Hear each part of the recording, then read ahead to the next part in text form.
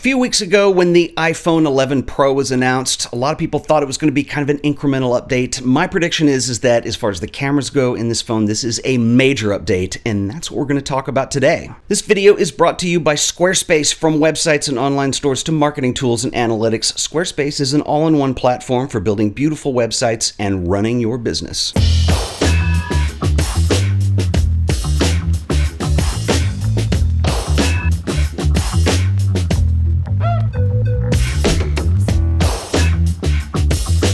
For me, there is one thing that gets me really excited about camera technology in smartphones, and that is when you have the ability to do something that you couldn't do before. Apple are not known for pioneering. In fact, Apple are fairly conservative when it comes to technology across their entire product line. They're not the first to put features in typically, but they do it better than anybody else once they do employ it, and that's part of Apple just wanting to control that user experience and have the best products they can do. I don't really have a problem with that. But what's really interesting on this phone, and if you remember when they did the pre-release announcement a few weeks ago for the iPhone 11, iPhone 11 Pro, they announced that this is really kind of incomplete at this point. There are features that are coming, and these include things like Deep Fusion, which is Apple's technology for doing HDR, computational imaging.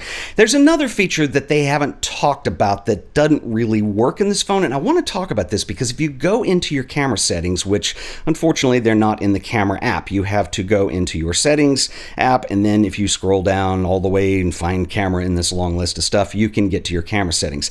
If you look about halfway down, there is a little section here that says composition, and you're allowed to select photos capture outside the frame, videos capture outside the frame, or apply auto adjustments.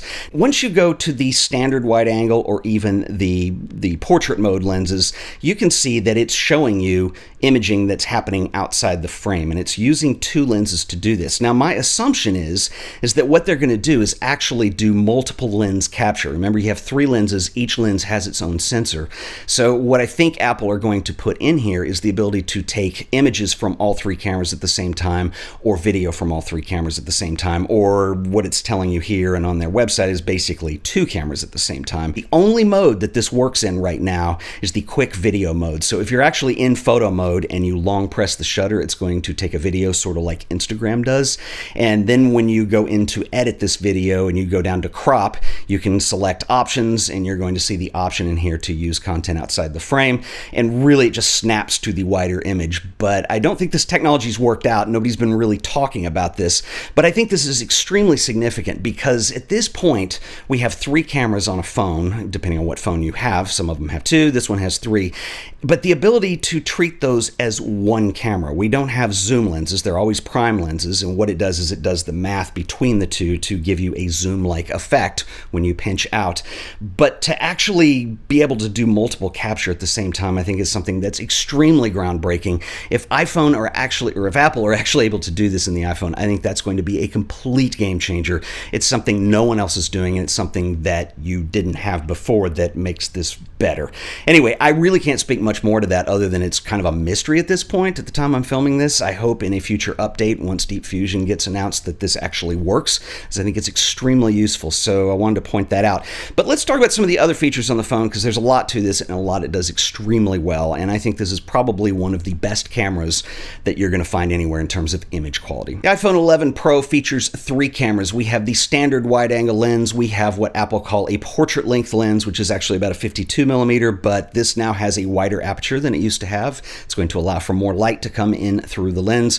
And we have the ultra wide angle lens. Now, the ultra wide angle lens is not new. We've seen this on competing cameras. So for instance, the Galaxy S10, the Galaxy S10 Plus, the Samsung Galaxy Note 10, these all have this same triple camera setup. The ultra wide angle lens is really difficult to do from an engineering standpoint. The main reason is because the sensor is so small that's underneath the lens, it's really wide, and to have that not be a fisheye is really difficult.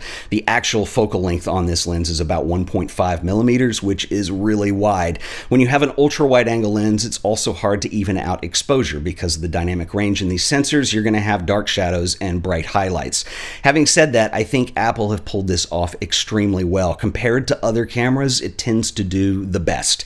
The Galaxy Note tends to overexpose everything, and I've got some comparative shots that you can share with you here. Sony Xperia 1 does an incredible job at it. I think it does really good, and it's a good contender, but honestly, I think that Apple really have this down, and they've implemented this the best. The other thing that I find slightly annoying is because these lenses are hard to produce, and there is a serious budget constraint that camera company or phone companies are working within because they want to make the phone affordable.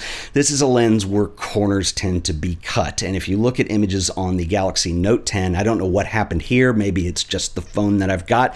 Edge-to-edge sharpness is annoyingly awful. It really just goes blurry. It looks bad.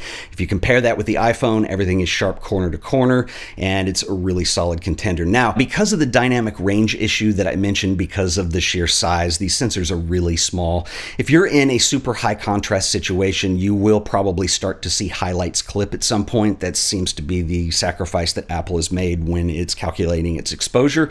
You might want to consider this if it's a really important part of your image that you underexpose just a little bit.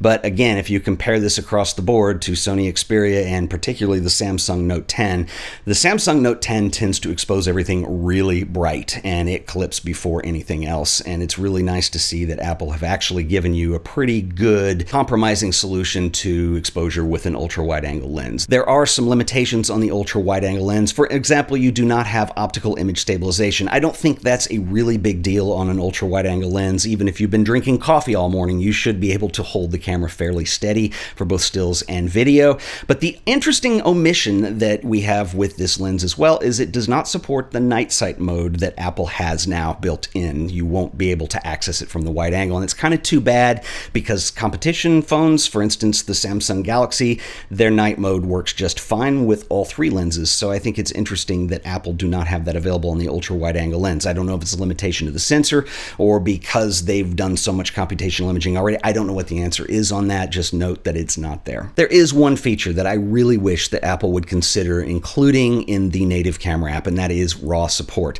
The phone supports RAW, and you can access that through third-party apps, but you can't do RAW files for stills in the native camera app. And this is something that frustrates me because Android phones typically support this extremely well. You toggle a setting on and off, and it allows you to save the JPEG as well as a DNG copy.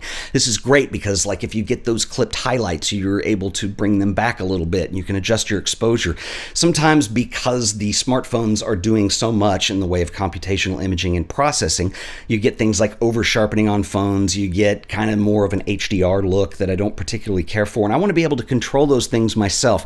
Now, having said that, I think the JPEGs that the native camera shoots are some of the best I've seen on any phone. They have the most natural looking HDR solutions. Even the night mode is really natural looking, but it would be nice just to be able to get that RAW file, and I keep harping on that. Now, I mentioned it's available in third-party apps, and I think the best by far is Adobe Lightroom Mobile, and you can actually open that up and take pictures from inside Lightroom Mobile. It allows you to toggle between the ultra-wide lens and the portrait lens.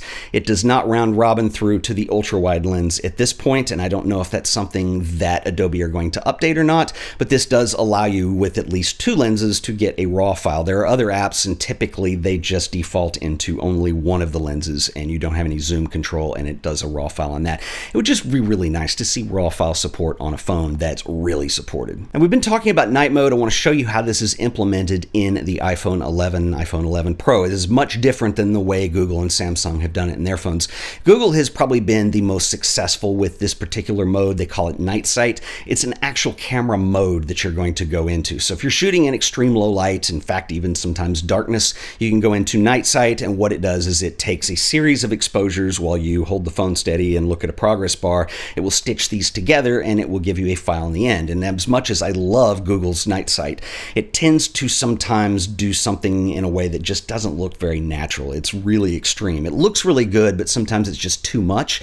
I think the Apple solution has been a little better. First of all, it's not a mode that you put the camera app into. It just detects that when you're in real low light, you're going to have a longer exposure, and you're going to see in the camera app there's a small yellow icon that lights up at the top left-hand side of the screen and gives you an approximation of how many seconds the exposure is going to be when you make the image image, you're going to see it slowly develop on the screen, sort of like a darkroom. I think it's a really good solution. It's easy to use. You don't have to go into a separate mode for it. It works really well. It depends on the lighting situations, and I'd like to do a whole separate video on this because I think there's interesting solutions from multiple camera manufacturers that I'd like to compare.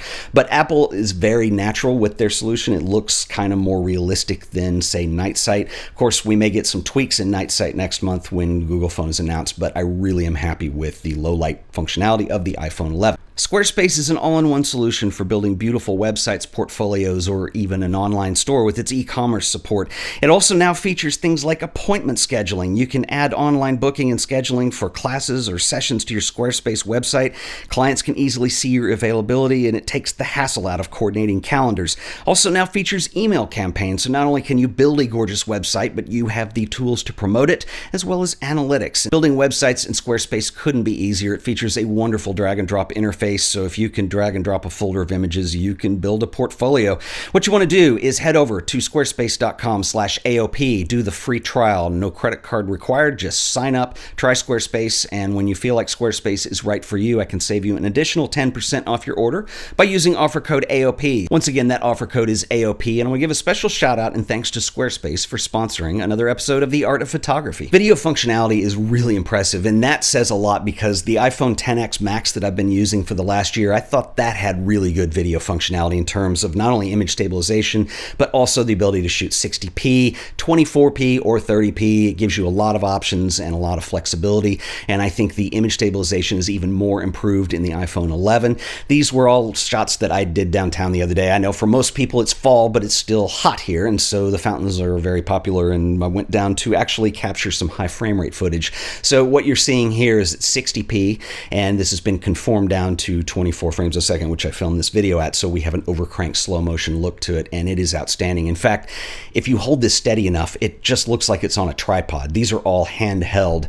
And if I compare this over to something like the Galaxy Note, which also does 60p, it does a fairly good job, but it's a little more overexposed than what the iPhone does. I just think the iPhone is the real winner in this category. One of the other features that Apple have implemented slightly better than anybody else is the ability to switch lenses while you're filming a video. Now, think about this for a second. This is actually more complicated than you'd think because each lens has its own sensor. Therefore, you're actually switching sensors and cameras completely. There are three little separate cameras in this phone. And the fact that I can, while shooting a video, switch between ultra-wide, standard wide, and portrait lenses is pretty amazing. And I think that this handles it better than any phone that I've seen. If you look at the way the Samsung Galaxy Note does this, it actually stutters.